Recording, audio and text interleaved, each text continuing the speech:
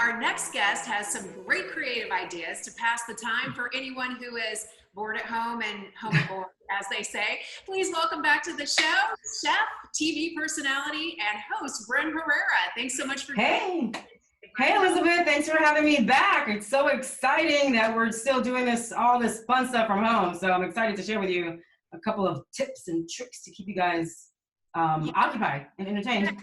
Your setup right there is actually giving me an idea of painting my dining room orange. That is right. beautiful. Thank you. I love warm tones and colors, and obviously for the dining experience, you want people to feel warm in your home when they're eating or whatever. So thanks, I appreciate it. Right, well done. Your interior design skills are right up there with the rest of your lifestyle skills. Yes. So you have some raw materials out in front of you, things to entertain yourself with that, you probably are going to tell us it's very easy to do, but for someone like me, you're going to show us how to make candles. I can't even make food. So how easy is this, Bren? Are you sure? Girl, I promise you, it is super, super duper easy. So again, everyone's home. We're spending a lot of time with family, with friends. We're doing virtual parties, and people are trying to occupy themselves and keep themselves entertained, inclusive of the kids. I have a few projects that I've been working on with my mom virtually that I thought I would share you guys. My mother is amazing. She lives about 20 minutes away, and she is a crafts fanatic. Like, she loves making things. In fact, she makes most of my jewelry. I don't have any arm candy on today because I put some on here. But she's been making masks for healthcare workers, frontline workers, myself, my friends. And so she's gone to Michael's because she's completely obsessed with them, because that's where she gets a lot of her jewelry pieces. But she's been going to Michael's and picking up fabrics and picking up other things to use for elastic, because elastic is literally sold out everywhere. You can't get it online. You can't get it on other platforms. There's like a 2 to 3 week back order. So I've gotten creative for her. I was like, Mom, look, Michael's has this really cool parachute cord that you could use for strips or even rubber bands, because they still have really good grade. So she's been making me these really fancy fabrics. And the really cool thing about Michael's, I found this story the other day, is that they've donated over $1 million worth of fabric to organizations that are making masks for healthcare workers, for frontline workers. So that's really, really exciting. So yeah, go there and you can pick up a whole bunch of material. Look at this one. Isn't this fun? That is so cute. Is that a black bow on the front? Yeah, I was like, Mom, I'm really extra. So I picked up a bow there, and I had her stitch the bow in the center of the mask. And these are all proof, and you can put filters in the back, so you're safe to go out and about. But yeah, just kind of are those available online anywhere to purchase? Or yeah, so we're selling them on my mom's Etsy account, and I'll give you the name of that at the end when we talk about the jewelry. But yeah, so she's doing the jewelry and the mask. Isn't this fun? So stay safe. A lot of states are mandating that you wear masks when you go out. So again, if you don't have time to actually go source finding one for yourself, make them. I mean, get the kids involved. If you have a sewing machine, go get fabric. Rubber bands will work, but also cute string like this. I've got this really fancy gold rope that I picked up there as well. That's so again, fabric. Yeah, it's really cool. So candles, this is what I really want to focus on today. I love candles. If you've ever been in my home, my friends who have been here know that I have an obsessive candle collection. I think I have over 100 candles stored away somewhere, and at any time of the day, I've got 3 candles burning. And so if you burn candles at home, you know that you run out and there's like an inch left of candle wax and you end up ditching the jar.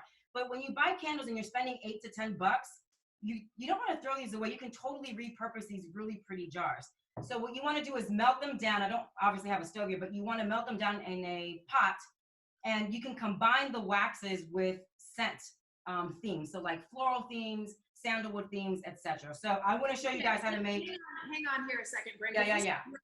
This is where I would get tripped up trying to do something like this and potentially burn the house down. So you're saying like dig out the bottom of the candle, whatever remains. Maybe you have 3 of them. Put them in like a Teflon pan. And No. Literally. So you have a pot, you put water in it, and you bring the water to boil, and then you stick, let's say this one has a little bit of candle still in it. You put it in the pot with boiling water, and once the wax melts, you use tongs or use silicone gloves, something to protect your hands from all that heat, and then you transfer it into an empty container. And then you can build like this. You can build a new candle with all the remains. So this particular one here, you see I have a wick here, and I'll cut it down as I continue to build it. I'm just kind of waiting for a couple of other candle jars to dwindle down. And you build it according to scent. You don't have to get super nuanced with it, but I like to keep my scents categorized with like florals or musky scents, etc. So if you have, do you use essential oils to scent it? Yeah. So I've got here. I'm going to show you. So I love wood wick candles because when you burn them, they actually crackle like real wood. So Michael's has all of this. They have jars. They've got the scents. They've got essential oils. They've got colorings.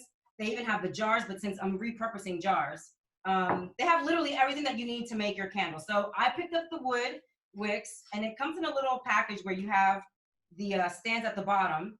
You want to make sure that your container is clean and empty of all wax. Warm water and soap will do.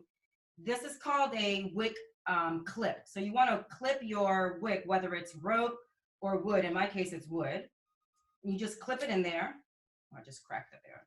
And you stick it in the center of your jar, right? Whatever jar container that you're using. They also sell adhesive that you can add to the bottom of this, so it'll stick to the jar and it won't move around while you're adding the wax. Right? Do you have that so far? Yes, and you can see I ran into trouble by the stupid questions that I asked, right? No, this is perfect. So look, so then you take, I bought soy wax in little beads. I melted it down. It's in this jar. So you want to pour whatever wax, whether it's soy or beeswax, you want to pour it into a microwave safe jar, container, mug, or whatever. I've got my UVA coffee mug here, which I don't use for drinking. So I poured the soy wax in here. I melted it in the microwave for 90 seconds, and it's still liquid. And this is when you add your fragrance. I have sandalwood and rose. I'm mixing sandalwood and rose together because I love this combination. So you want to add as much fragrance as, you know, as much as you want to smell, right? And any coloring. I don't like coloring in my candles. I like my candles to be white and uniform. So literally, you just want to be careful. I've got this towel here because I don't want the wax all over my my table. And you pour the wax into your container like so. And literally, this is going to take about 2 hours to completely firm. I like sticking it in the refrigerator because it chills much quicker. Right. And you're just going to let your candle, let me actually stir this. You're going to let your candle set in your little container. All right. I already smell it. And then that's it. Once it's firm, you just clip it to the size that you want your wick to be. And you've got beautiful candles at home to gift for Mother's Day. It looks like something even I might be able to handle. Where can we get more information about how to do this at home? Yeah, so you can go to BrenHerrera.com. You can go to Michael's, obviously. They also have curbside pickup right now, so if you want to order online, you can do so. Thanks so much. We got it. Thanks for having me. I appreciate it. Stay safe. Get to crafting.